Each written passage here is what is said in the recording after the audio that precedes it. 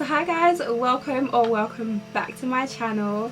If you're new, what is up? It's your girl Nicole, aka Lil NCK, and I'm back with another video. In today's video, we are going to be doing a chit chat, get ready with me, okay? We're going to be talking about my final year university experience. Oh, sis, we're going to be talking about uni and the final year, the whole shebang, all the shenanigans, how I felt, my final thoughts, and any tips and tricks that I can give you guys for any of you that are considering going to university. I do want to say that all opinions in this video are my own. This is just how I felt, and yeah. I also want to say a massive thank you from the bottom of my heart to everybody who watched my last video about my mum being locked away. Thank you for all your prayers, for all your kind support, for all your lovely words, and just thank you for subscribing. If you're new and you have subscribed, thank you to my old subscribers who have been rocking with me for a very long time, and thank you for all the new subscribers that I am yet to receive. So yeah, as I was saying, in this video we're going to be talking about my final year university experience. I'm going to be getting glam while I do it. So if you guys are interested in my shenanigans and my shambolic final year, then keep watching.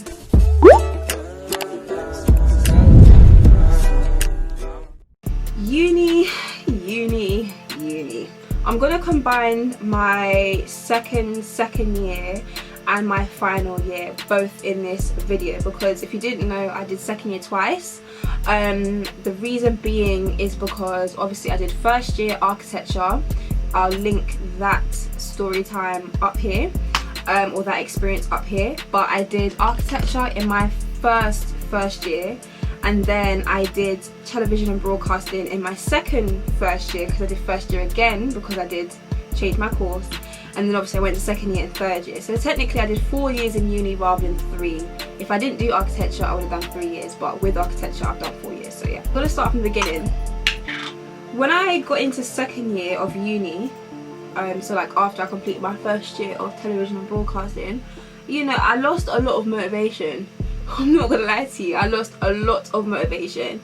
Usually, like when people go to uni and they go to their second year, you know, they're really excited, they're full of life, they're so enthusiastic, they've got all this energy, you know what I'm saying? They see themselves being close to the finish line and all that jazz. But with me, I just couldn't be bothered. I just could not be bothered. I lost so much motivation. Going to lectures became a myth, it became a struggle. The thought of waking up in the morning for a 9 AM just wasn't cutting it. On top of that, now you'd go to your 9 AM because you're scheduled to have one, and that class is supposed to be for 1 hour, but as soon as you get there, within 20 minutes of the lesson, the class is finished, it's done. In my head I'm thinking, right, so you literally made me leave my bed to come to class that is supposed to be for an hour, only for me to now get here and have 20 minutes worth of this class before you turn around and say to me, yep, class dismissed. And in the time that I've been in this class, I've learned absolutely nothing. We didn't go over anything that was important, and you're basically just waffling now. So I could have stayed at home, I could have slept another hour, or for however long it was that I was deprived from being up the night before, but you've literally wasted my time.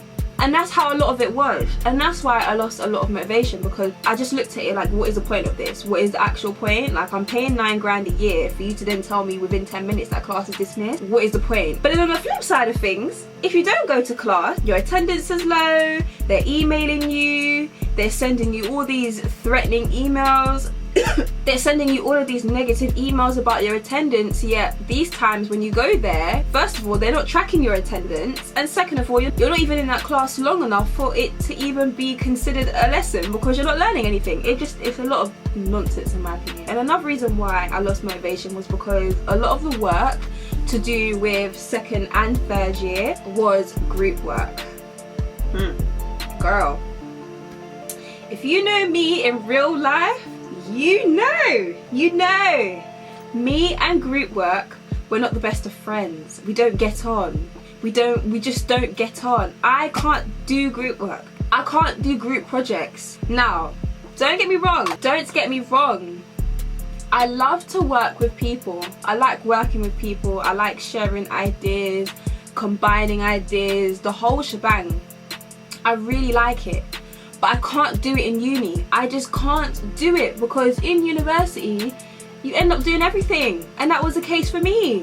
Every year that was in uni, I did everything. I was always doing majority of the work, not because I chose to, but because a lot of the work just got dumped on me. People have this mentality where because you know what you're doing and I know you're gonna do well, I don't need to work as hard or do as much or put in as much effort because I know you've got this, I know you're gonna handle it. And that's not the case. That is not the case. Just because I'm good at what I do or I understand the task at hand, which is common sense, I mean, this is common sense, I would then give you the right to dump all of your workload and all of your responsibility on me. So with group work, a lot of the time, it was just me doing everything. And I'll give you a perfect example. A perfect example. We had this unit called TV client, yeah? TV client. To any of you who are doing television broadcasting in the University of Portsmouth, you need to watch out for this unit because boy, this unit is a lot. You need to pick your group wisely because boy, this unit is a lot. So we had a unit called TV client, and obviously it's a group work project. You do it in a group with people. And now, I don't personally believe in working with your friends. Don't do it. Don't do it. Avoid it. Avoid it if you can, because group work and friendships don't work together. They don't work well. I'm telling you for free. If you're going to take anything from this video, this is what you need to take. Don't work with your friends because it doesn't work out. I'm telling you, it doesn't work out. So anyway, I ended up working with my friends, and you know, for this unit called TV client, there was a lot of drama in the group prior to the work even being given to us. Like, there was a lot of work within the group. Oh my god, I really should put this on silent. But there was drama in the group, and that led to a lot of poor communication. Because we had poor communication, it meant that we couldn't do the job to the best of our ability. We couldn't perform very well because there was already issues in the group. You get what I'm saying? As a result of that, I ended up doing most of the work. Now, don't get me wrong. Don't get me wrong. The people in my group, about 2 of them, because there was 4 of us in the group, 2 of them actually took the group work seriously. Like, they actually took it seriously to an extent. With the roles that were given, we ended up having the workload distributed accordingly. So the work was distributed to us depending on the role that it is that we had in the group. So for example, and this is one word of advice I'm going to give you guys, because I'm going to give you advice every single situation that I'm about to discuss in this video. I don't know how long this video is going to be, but we're going to roll with it, okay? Stand your ground when you're working in a group. I'm going to say that again. Stand your ground when working in a group. And the reason why I say this is because a lot of the times you end up working with people, regardless if they're your friends, if they're people you don't know, if they're people you do know, it doesn't matter. You end up working with people in a group that already know what they want to do in terms of the role that they want, and because they know what role it is that they want to do, they are adamant to make sure that they get that role, right? And if you don't stand up for yourself, and if you don't make yourself apparent, or you don't make your voice heard to where people are now respecting that this is a role that you want to do, you're not going to get that job. So like, for example, with TV client, you have editor, you have videographer, you have sound operator, you have director and producer. If you want to be an editor but you don't speak up about it, people are not going to know. You know why? Because closed mouths don't get fed, okay? And if you don't fight for your position, they're going to try to give you any role that is available just so that they don't have to do it, so that they can do what they want to do. And that's just how it goes. So why am I telling you this? Okay, so when I was doing TV client, I made it very clear that I didn't want to be producer, because quite frankly, I just hated being a producer. Like, when you're a producer, you end up having the most work to do. The whole project is riding on you.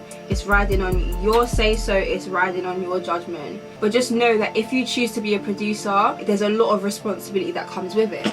And with me, I like responsibility, I like having things to do, I like working, but I did not want to be a producer because I felt like in every other group that I was in, because the whole second and third year was all the units were catered around group work, because for a majority of the units that I was in, I was a producer. I was really trying my best to get away from that producer role because I wanted to do other things. However, in this particular group, I was the producer and I absolutely hated it because it meant that I had all the work to do. Like, I had a lot of work to do and it was just a lot of pressure. And when you're working with a bunch of people that are your friends, half the time you don't really want to tiptoe around them because you don't want to like upset the dynamic in the friendship. However, with me, I don't really care. Like, I don't really care if I'm your friend, your cousin, your sister, your cat, your dog.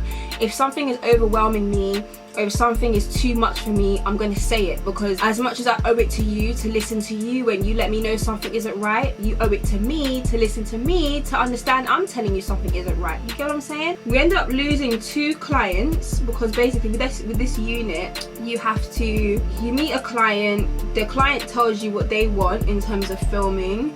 They ask you a bunch of questions like, can you do the job? Yes, no. How quickly can you do the job? To what extent can you do the job? Okay, let's get it cracking kind of thing. We ended up meeting a bunch of clients. However, because of lack of communication and just everything not being structured properly, and the group just being shambolic because, like I said, there was already drama within the group from the start, it just meant that we lost 2 clients. Now, if we had sorted things out differently, we probably wouldn't have lost those clients. We probably would have got the first client. However, because of the shambles that was going on beforehand, we lost the clients. Now, one thing I am going to tell you is that regardless if you're doing television, this could even be if you're doing YouTube videos, like music for YouTube videos, or if you're doing videography for music videos, or whatever it is you're doing, just as much as it's important for the client to get to know you, it's just as important that you get to know the client. Because if you don't get to know the client, you're not really going to be able to perform to the best of your ability, and you're just not. You can't possibly do the job right for someone if you don't ask them questions about who they are, where they come, not necessarily where they come from in terms of like their country and everything like that, but like, where do you come from, what work do you do, who have you worked with before, all these different types of things. Oftentimes you'll find that when you meet clients, even if you're doing architecture or whatever it is you're doing, a lot of the clients you meet these days, you meet them over the phone. So there's already a communication barrier, there's already a communication issue. So if you don't take the time to get to know them in the short time that you have, you're not going to be able to produce the best type of work that you need to produce because you didn't take time to get to know the person that's paying you. You get what I'm saying? And even though this is uni, we're not getting paid, you got to apply this to your real life, because if you don't, I don't really know how you're going to be professional. You feel me? So anyway, secured the job with a client, everything was good, and our video was to do with fire safety in student accommodation.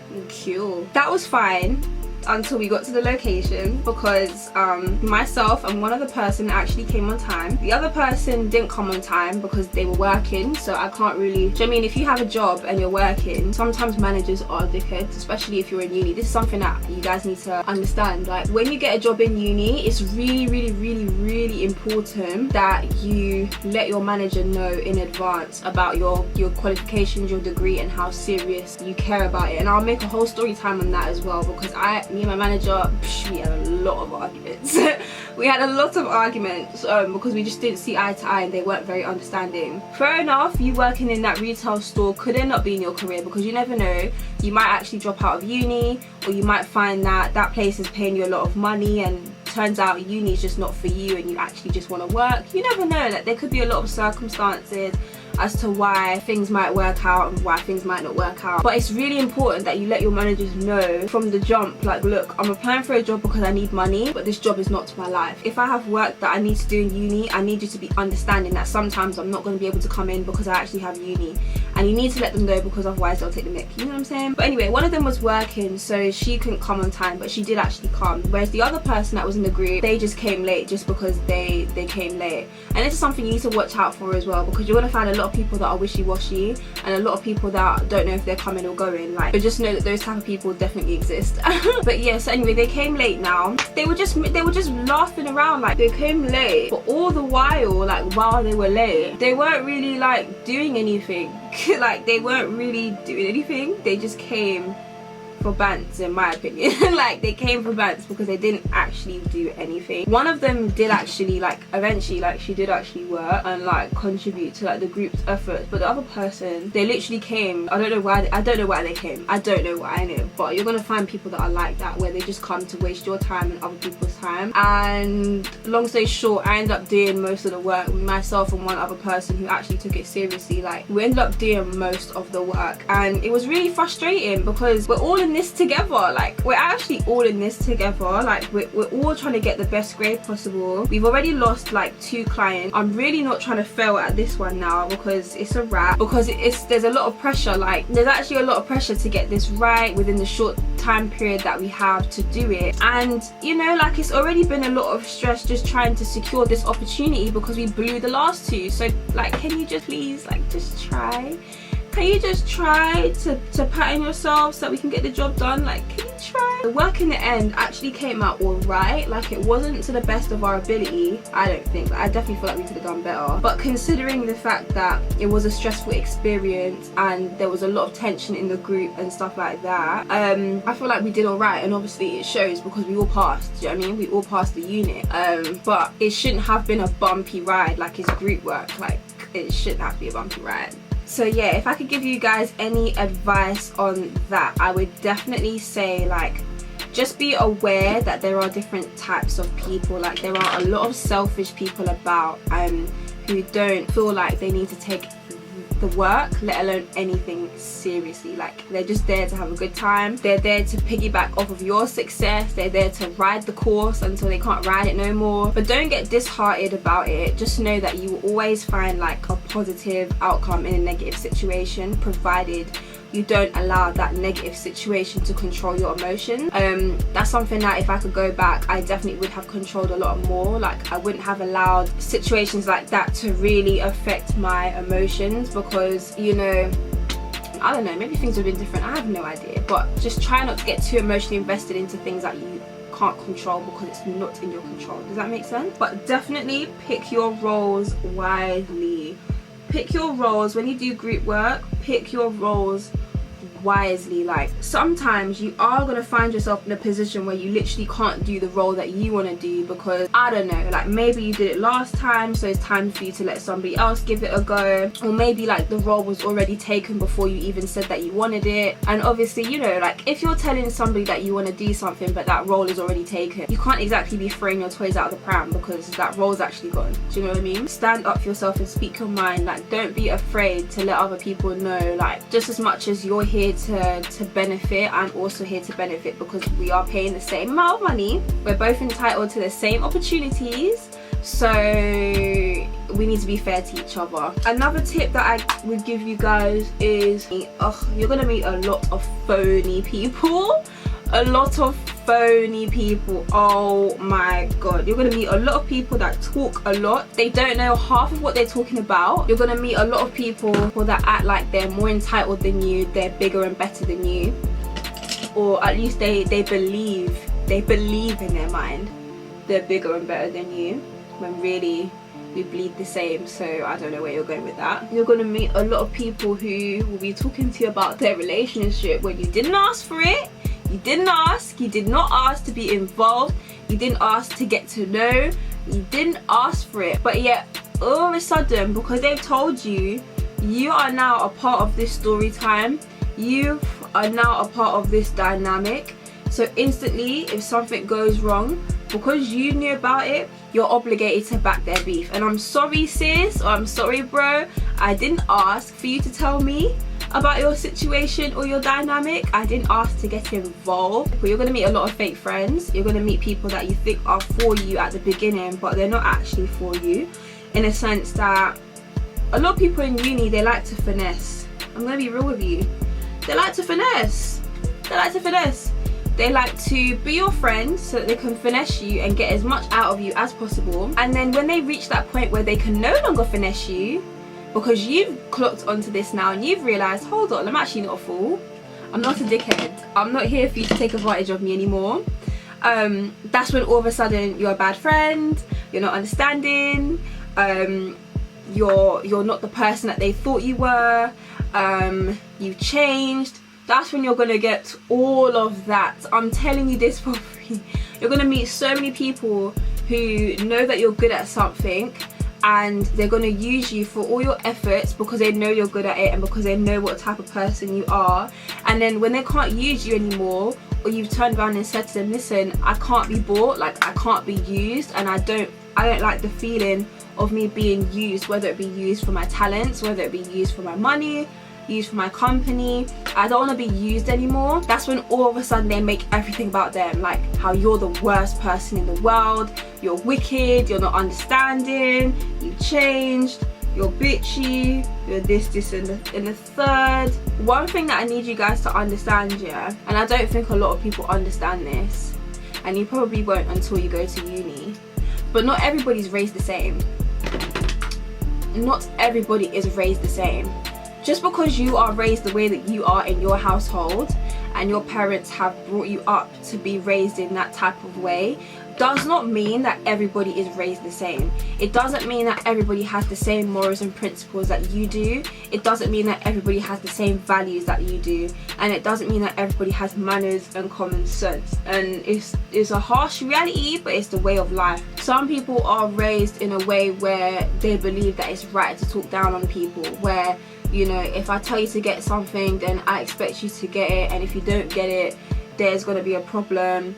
This. There's some other people who feel like they're God's gift to men, or they're God's gift to women, or, you know, because you're friends with me, that's why your life has changed, and if it wasn't for me, then you wouldn't be here, or you wouldn't meet this person, or blah blah blah. You're going to meet a lot of people, they're so self-centered, and they truly believe that they're a gift to all of mankind and all of humanity, that they can do no wrong, and regardless of what they say or what you say, they're automatically in the right just because. I'm here to tell you, like, if you come across those people, it's not even worth losing your mind about it. It's not worth disturbing your peace over people like that, because they're temporary.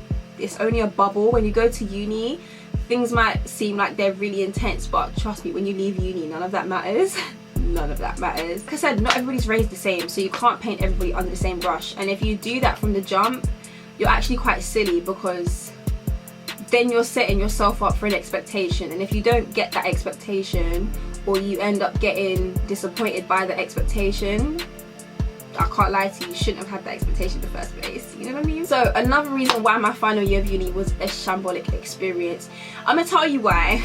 A lot of these teachers can't even speak English. They're struggling to speak English. I don't understand how you expect me to get through the course, let alone get through the day, if I can't even have effective communication with half the people that are teaching me because there's a language barrier. And I don't mean this to be racist, and I don't mean this in a negative way, but I can't lie to you, how the hell am I supposed to listen to what you're saying, or how am I supposed to grasp the concept behind what you're teaching me if I can't understand you? And when you go to them and you try to tell them that I don't understand what you're saying, they'd be looking at you like you've said something mad offensive, but really it's offensive to my ears that I can't understand what you're saying. I just don't understand, I really don't. And the thing is as well, half of your tutors don't even care. They will tell you like, oh, what's it called, if you're having a problem or something is wrong with you, or you feel like you're not getting on with so and so and so, make sure you let me know, because as your tutor, you know, it's my job to make sure that I'm there for you. Don't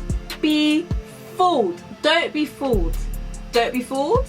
Don't be fooled. Don't take everything they say to you as gospel, because that's not the case. A lot of the time they're going to tell you what you want to hear just for the sake of peace, just to make you calm down and not deep things as much as you really want to deep it, even though you know what you're saying makes a lot of sense. Don't be afraid to speak your mind, and don't be afraid to tell people what you believe in. And I'm not saying like stand up for yourself and what you believe in a way that's negative, because I do believe that there is an appropriate way to get your message across without being passive aggressive towards someone, like, but a lot of them don't care. And you know why? It's because they're getting their paycheck at the end of the month or the end of the week, and the money is sweet. I will tell you that for free. The money is sweet.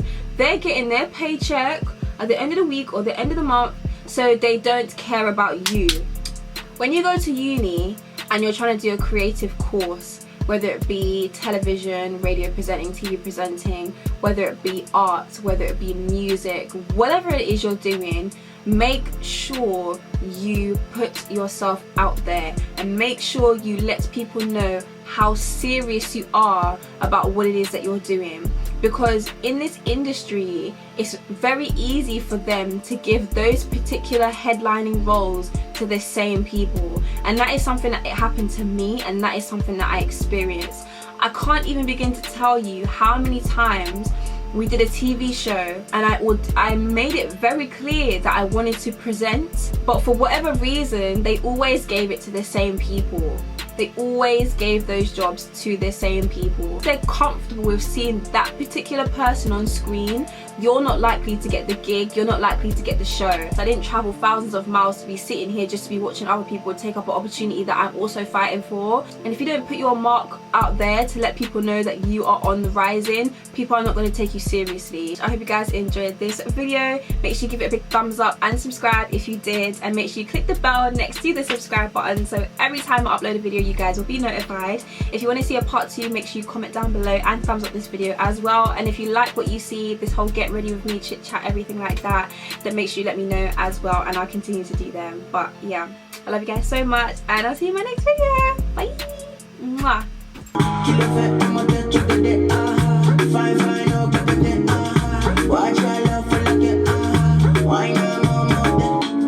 Steady trying to learn about man, but I'm just trying to get this knowledge. Always chasing these spotless guys, I bet you the man ain't on it. You can waste time, but don't waste mine. Don't waste mine, don't waste mine. 9 times out of 10, I'ma give mine. I'ma give mine, I'ma give mine, I'ma give mine.